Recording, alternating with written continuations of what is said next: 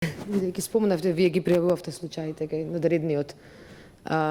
Вас ви беше надреден Јован Илиевски, кој беше во роднински врски со некогаш немокниот човек, барем за тако важеше Сашо Мијалков, а и сега не му оди лошо. Кажете ми, дали доколку имавте можност, нели ви беше сомнителна таа релација? Не мислевте дека вашиот надреден можеби ќе е селективен во баш поради таа релација и дали вие барем се обидовте да алармирате за некој било каков висок случај на корупција, да се обидете, па и да ве одбијат? Деки немаме баш таков впечаток. Значи, јас кога дојдов во Скопје, Јован Илиевски го познавав како фигура, Сашо Мијалков како јавно експонирана личност од медиуми и дури тука дознав дека тие се во родбинска врска и во каква родбинска врска. За мене тоа малце беше невообичаено и можеби во едно нормално и правилно толкување на поимот на судирот на интереси, можеби тоа не би требало да се случува во едно општество и во еден правен систем, бидејќи секавам и на периоди кога и се дебатираше и се внесуваа законски одредби да на многу пониски нивоа, не само во иста институција, па дури и во исто место не можат да бидат двајца сопружници или родител дете. Например, сопругот е судија, сопругот е адвокат или синот е вработен во обвинителство или во полиција. Меѓутоа тоа ниту заживеа, ниту беше соодветно изрегулирано. Каков бил професионалниот однос, јас не можам да коментирам, бидејќи немам факти, не сум бил присутен, конкретно зборуваме за овие две лица. Предпоставувам дека истите имале како роднини сигурно и лични контакти, меѓутоа и како носители на функциите на кои што биле, дека сигурно имале и професионални контакти.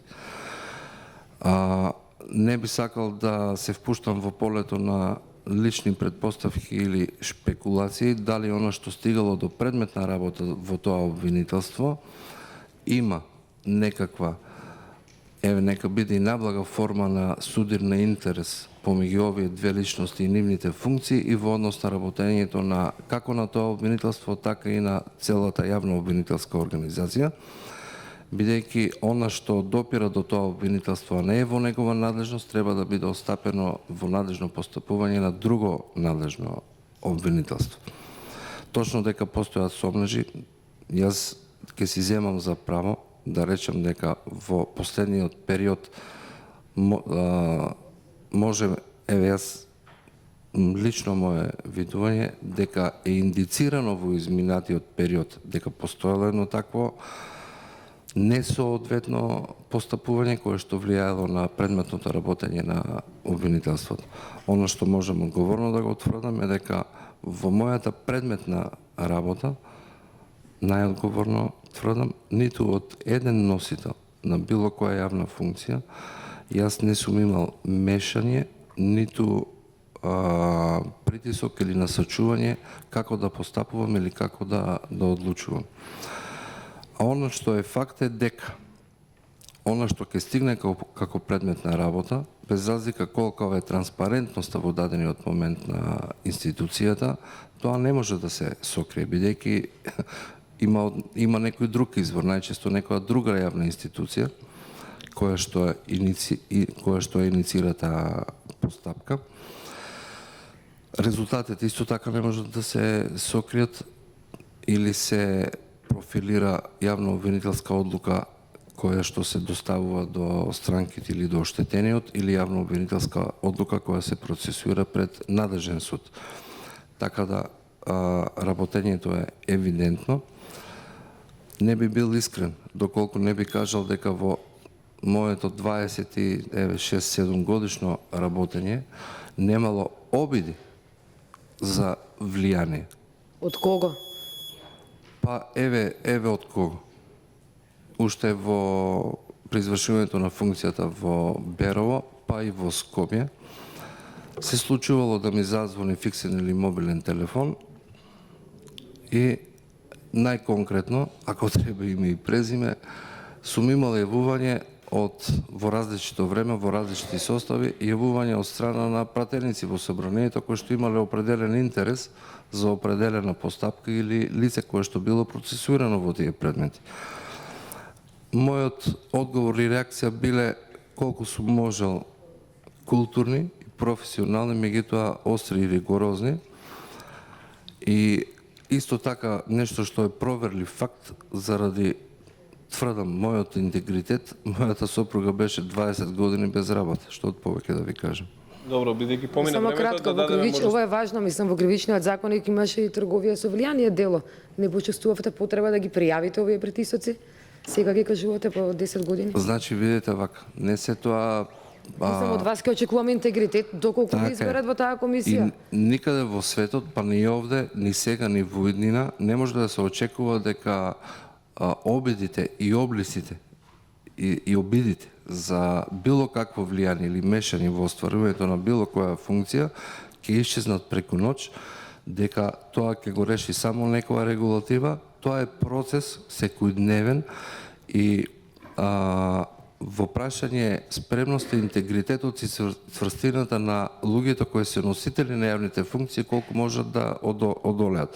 Оно што конкретно спрема мене се случувало, не било тоа до тој степен непримерно барање кое што ќе навлегло во тој момент како действие или како последица, значи последица апсолутно немало, меѓутоа како действие, како обид, од кој ги исполнува елементите на едно кривично дело. Тоа било интересирање во кое што интересирање вие можете да прочитате која е пораката која ви се пренесува преку едно такво интересирање за определен предмет или определено лице. Сепак и тие што се јавуваат не настапуваат. Тогаш моето прашање е зошто денеска изнесувате тврдења за притисок, а тоа не сте го сториле пред органите во кои впрочем и самиот работите, со оглед на тоа дека било каков притисок и влијание врз обвинител е казниво, така што ве замолам да одговорите конкретно на прашањето зошто денеска првпат слушаме дека се вршел притисок врз обвинител, дали сте го пријавиле тоа и дали можеби ваш надреден не постапил по вашето пријавување. Благодарам. Не знам дали сум бил јасен и концизен, меѓутоа не кажав притисок, реков обиди кои што се И во обидот е казни. На степен на интерес за конкретен предмет или лице во постапка и кои што действија на еден таков интерес не исполнувале елементи и обележена кривично дело, иначе сигурно дека ќе сум постапил. Значи сум проценил дека заради тој интерес на одредено лице носител на функција за одреден предмет и тоа по телефонско јавување било непримерно и ви кажав, мојата реакција била ригорозна и дека не треба да се прашувам, дека нема да дадам никакви податоци и не дозволувам никој да ми се меша. После тоа разговорот тука завршил. Така да немало елементи. Значи да поедноставиме само.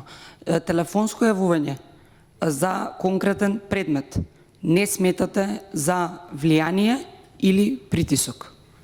Значи, ако прашањето ви е поставено дали... Не. Значи се... Така е.